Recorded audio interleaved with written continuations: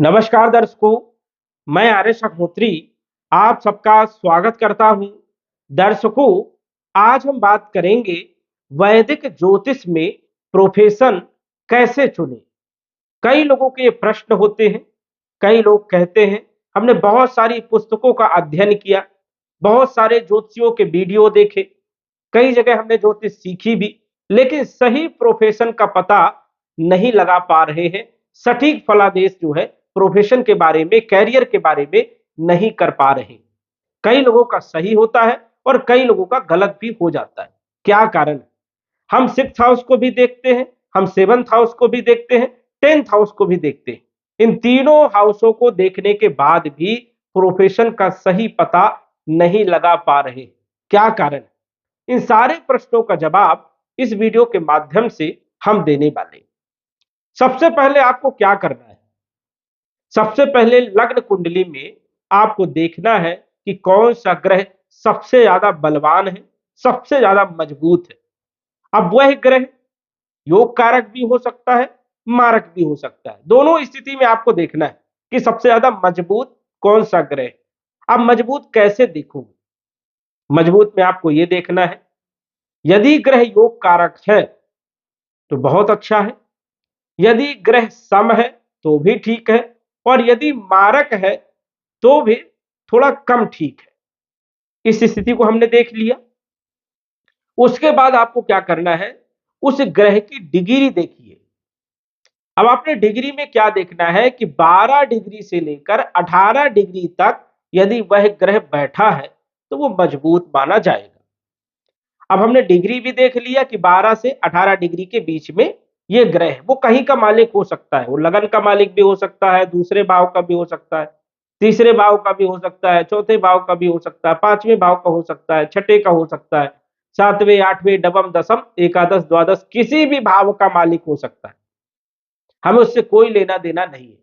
हमें यह देखना है कि हमारी कुंडली में कौन कौन से ग्रह सबसे ज्यादा बलवान है, सबसे ज्यादा मजबूत स्थिति में है। अब हमने पहले ये देख लिया योग कारक या मारक या सम। उसके बाद हमने डिग्री देख लिया।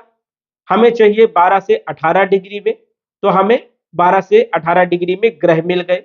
अब हमको यह देखना है कि वो ग्रह बैठे कहां पर है। छठे, आठवें, 12वें भाव में बैठे हैं या केंद्र त्रिकोण में बैठे हैं, कहां पर बैठे हैं वो हमने देख लिया। उसके बाद हमें यह देखना है कि वो ग्रह क्या मित्र राशि में बैठे हैं या शत्रु राशि में बैठे हैं, या फिर उच्च राशि में बैठे हैं या स्व राशि में बैठे हैं या नीच राशि में बैठे हैं। यह हमको देख लेना है। अब इसमें से यदि वो अच्छे भाव में ग्रह बैठे हैं तो हमने लिख लिया। मित्र घर में यदि बैठे हैं तो भी वो मजबूत माना जाएगा।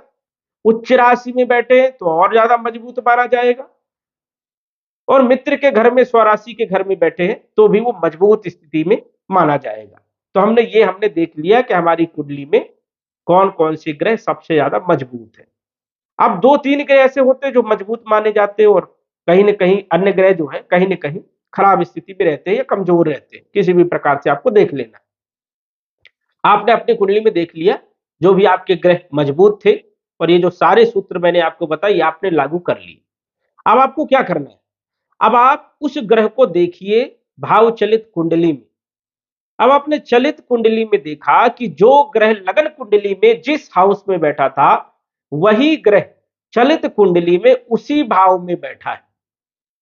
और यदि वो आगे पीछे हो गया तो फिर वो थोड़ी दिक्कत हो गई, फिर उसको छोड़ दीजिए आप। हाँ, यदि और अच्छे भाव में यदि भाव चलित कुंडली में बैठ गए हैं तो उसको आप रख लीजिए, वो और ज्यादा बलवान हो गया। यदि वो और अच्छे भाव में चला गया भाव चलित कुंडली में, तो उसके बाद यदि हम देखें, हालांकि चलित कुंडली में वो ग्रह नहीं जाएगा क्योंकि 12 से 18 डिग्री में वो ग्रह बैठा हुआ है, तो भाव चलित में आपको देखने की जरूरत ही नहीं है क्योंकि वो ग्रह वहीं पर बैठा रहेगा। अब इसके आगे क्या देखना है? इसके आगे आपको यह देखना है कि आपका ग्रह क्या बलवान है, क्या वो काम करेगा या नहीं करेगा, वो आपको कितनी सक्सेस देगा। ऐसा तो नहीं है कि 2 साल 4 साल तक आपका काम चला उसके बाद ठप हो गया। लाइफ टाइम तक क्या वो ग्रह आपको सपोर्ट करेगा, उसके लिए आपको नौमांस कुंडली देखना है। और नौमांस कुंडली जो है ये आपको बताती है कि वो ग्रह आपको कितना सपोर्ट करने वाला है, कितना साथ देने वाला है। अब जैसे आपने एक किसी भी ग्रह को पकड़ लिया, जैसे आपने गुरु को पकड़ लिया, मैं उदाहरण के तौर पर समझा रहा हूं। आपने गुरु को पकड़ लिया कि लगन कुंडली में गुरु आपका धनु राशि में केंद्र के भाव में योग कारक होकर के 12 से 18 डिग्री में बैठा है। आपका कोई दूसरा ग्रह हो सकता है, यह हमने पकड़ लिया। चलित कुंडली में देख लिया, चलित कुंडली में भी उसी भाव में बैठा है क्योंकि 12 से 18 डिग्री में है।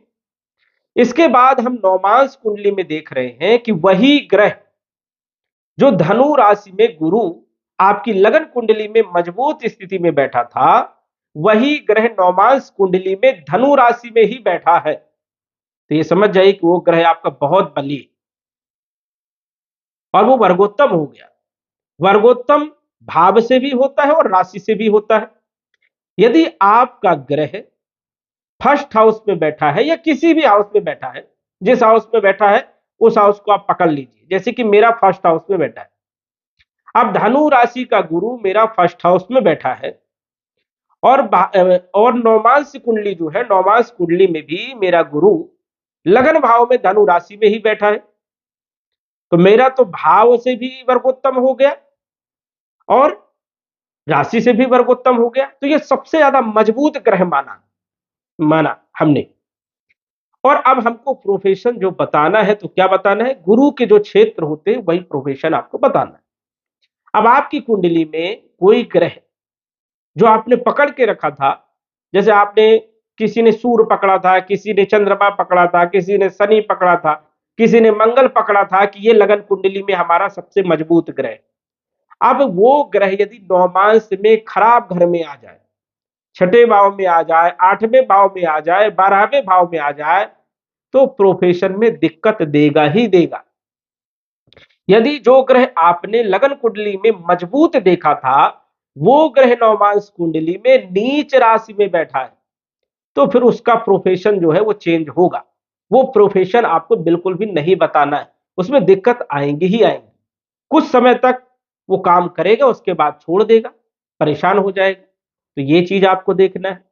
अब यदि आपकी कुंडली में, लगन कुंडली में कोई ग्रह पूरी तरह से मजबूत था और नवमांश कुंडली में वो शत्रु राशि में बैठा है, तो परेशानियां उत्पन्न करेगा। काम तो चलेगा लेकिन बार बार परेशानियां आएंगी, दिक्कतें आएंगी, टेंशन देगा, प्रेशर देगा, दबाव देगा। ये आपको स्थिति देखना। नवमांश कुंडली आपकी बताती है कि लगन कुंडली में जो ग्रह मजबूत है, क्या वो ग्रह नवमांश कुंडली में मजबूत है? यदि मजबूत है तो वो ग्रह आपको पूर्ण रूप से शुभ फल देने में सक्षम है। और यदि नवमांश कुंडली में वो ग्रह कमजोर है, खराब है, नीच का है, शत्रु ग्रह के साथ बैठा है, पाप ग्रहों के साथ बैठा है और शत्रु राशि में बैठा है, तो समझ जाइए कि वो ग्रह अच्छे परिणाम कम देगा, परेशानियां उत्पन्न जरूर करेगा। बस इतना सा साधारण जो है सूत्र है, इससे आप बिल्कुल सटीक पता कर सकते हो। अब आप क्या करते हैं कि आपने सिक्स हाउस को देखा, सिक्स हाउस के लॉर्ड को देखा, मालिक को देखा, और वो यदि केंद्र त्रिकोण अच्छे भाव में बैठा है तो आपने कह दिया कि आप नौकरी करिए, नौकरी में आपको अच्छी सफलता मिलेगी। बस आपने इतना देख करके कह दिया, लेकिन आपने ये नहीं देखा कि सिक्स हाउस का जो मालिक मजबूत स्थिति में केंद्र त्रिकोण में है, लेकिन वही ग्रह नवमांश कुंडली में खराब स्थिति में चला गया, तो कहां से उसकी नौकरी चलेगी? नौकरी में दिक्कत तो आएगी आएगी। कई लोग क्या करते हैं, सप्तम भाव को देखा, सप्तम भाव अच्छा है, सप्तमेश भी अच्छा है, और बोल दिया कि आप जो है व्यापार करिए, व्यापार में आपको सफलता मिलेगी। लेकिन नौमांश कुंडली में सप्तम भाव के मालिक को नहीं देखा। कई बार ऐसा होता है कि सप्तम भाव का मालिक छठे, आठवें, 12वें भाव में होता है, खराब स्थिति में होता है, तो व्यापार आपने किया और ठप्प हो गया। कई लोगों का व्यापार 2 साल 4 साल चला, उसके बाद व्यापार ही नहीं चल रहा है। तो ये स्थितियां बनती है, हमने हजारों कुंडलियों में देखा है। और हम जो प्रोफेशन बताते हैं, सबसे पहले हम यही देखते हैं कि लग्न कुंडली में, नवमांश कुंडली में सबसे ज्यादा मजबूत ग्रह कौन सा हो। चाहे वो योग कारक हो चाहे मारक हो।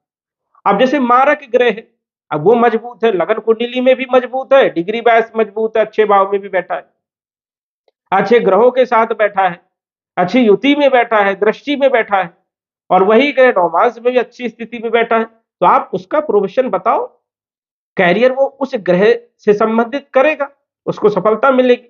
अब ऐसा थोड़ी है कि मारक ग्रह है और उसका हम यदि कार्य क्षेत्र बताते हैं तो उसमें नुकसान ही मिलेगा। अब जो मारक ग्रह होते हैं उसमें जो है 2 नंबर के कार्यों में ज्यादा सफलता मिलती है। अच्छा काम यदि आप करोगे तो उसमें परेशानियां जरूर आएंगी।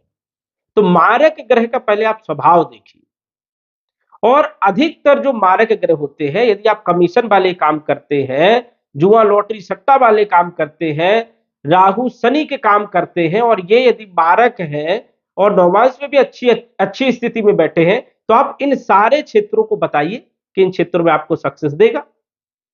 एक बार में भी आपको अच्छा धन दे देगा, उसके बाद फिर डिले कर देगा, लेकिन खराब स्थिति नहीं देगा। परेशानियां भी पैदा करेगा, लेकिन धन से संबंधित, कैरियर से संबंधित आपको उतनी बड़ी परेशानियां नहीं रहेंगी। तो आपको ये देखना है।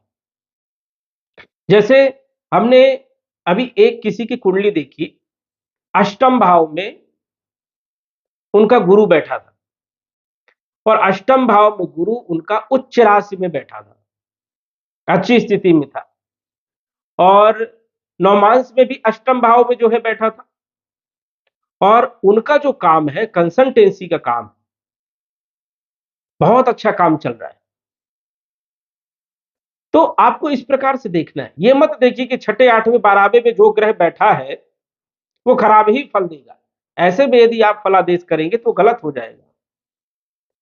अब जैसे कि किसी का ग्रह बहुत अच्छी स्थिति है, नौमांस में भी अच्छी स्थिति है, लगन कुंडली में भी बहुत अच्छी स्थिति है, तो गुरु का आप जो है उसको प्रोफेशन बता दीजिए। गुरु के कौन कौन से क्षेत्र हैं वो आप सबको पता है, नहीं पता है तो हमारे वीडियो आप देख सकते हैं। गुरु ज्ञान का कारक माना जाता है, शिक्षा का कारक माना जाता है, धन का कारक माना जाता है, विवाह का कारक, संतान का कारक, बहुत सारे क्षेत्रों का कारक है। और इनके जो कार्य क्षेत्र हैं, टीचिंग हो गई, प्रोफेसर, लेक्चरार, ये सब गुरु के द्वारा ही बनते हैं। Bank, finance, insurance, marketing, sales, trading market, stock market, share market, गुरु यदि मजबूत है तो इन क्षेत्रों में काम करोगे सफलता मिलेगी। कंसल्टेंसी हो गया, एडवाइजर हो गया, कपड़े का व्यापार, किराना स्टोर, जनरल स्टोर, खाने पीने से जुड़े हुए कार्य हो गए, पंडित, ज्योतिष, प्रवक्ता, ये सारे क्षेत्र गुरु के होते हैं। तो आपको यही बताना है कि गुरु आपकी कुंडली में मजबूत है, आप इन क्षेत्रों में कार्य करिए, सफलता जरूर मिलेगी। इस प्रकार से यदि आप फलादेश करोगे, सटीकता बैठेगी, सफलता जरूर मिलने वाली है। तो दर्शकों, आज बस इतना ही। धन्यवाद।